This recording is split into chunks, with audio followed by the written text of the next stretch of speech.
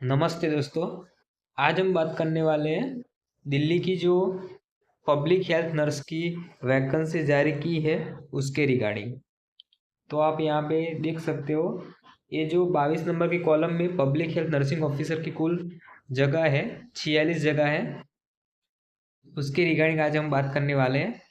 तो ये भर्ती 19/3/2024 को ओपनिंग होगी, यानी कि फॉर्म फिलअप करने की डेट जो है वो 19 तारीख है और क्लोजिंग डेट है 17/4/2024 की है।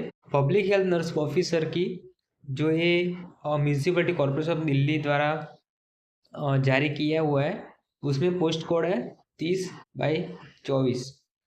उसमें हम बात करेंगे कि एजुकेशन क्वालिफिकेशन क्या है। बीएस नर्सिंग वाले फिलअप कर सकते हैं।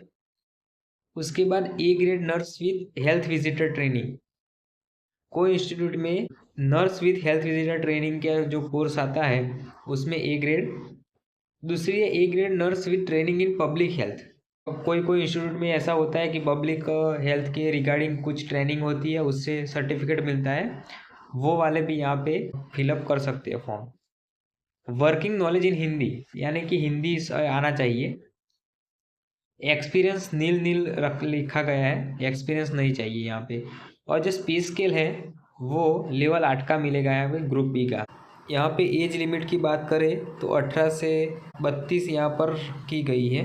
दोस्तों अगर एप्लीकेशन फ़ी की बात कर ले तो 100 रुपीज़ है, पर यहाँ पे लिखा हुआ है कि जो भी कैंडिडेट यानी कि वुमेन कैंडिडेट है या फिर SC ST वाले जो कैंडिडेट है और एक PWBD वाले जो और एक्स सर्विसमैन वाले जो भी यहाँ पे लोग फिलअप करेंगे फॉर्म, उनको जो फीस पेमेंट है वो नहीं देनी है। 100 रुपीज़ उनके लिए, जो जनरल और OBC वाले जो भी है उनके लिए है।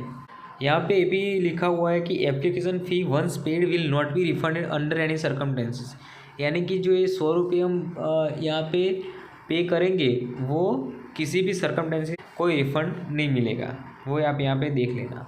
अगर हम एग्ज़ाम रिलेटेड यहाँ पे बात करें तो 30/24 इसका पोस्ट कोड है, 1 टायर टेक्निकल में ये रहेगा।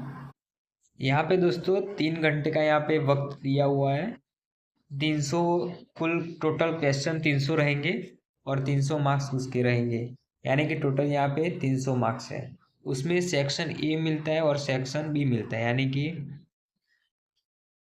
सेक्शन 1 है उसमें 100 मार्क्स का यहाँ पे 100 क्वेश्चन रहेगा और 100 मार्क्स का रहेगा।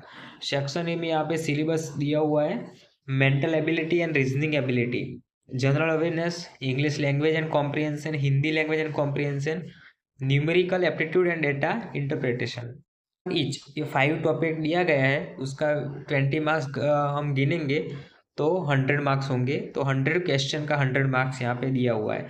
अगर सेक्शन बी की बात करें हम यहाँ पे, तो सेक्शन बी में जो हमारा नर्सिंग रिलेटेड सब्जेक्ट है उसमें से 200 क्वेश्चन आएंगे। उसमें से पूरा हम 4 साल पढ़े लिखे हैं उसमें से ही आएगा नर्सिंग में, तो ये 200 क्वेश्चन आएंगे, उसका 200 मार्क्स है। तो आप यहाँ पे सिलेबस ये देख सकते हो।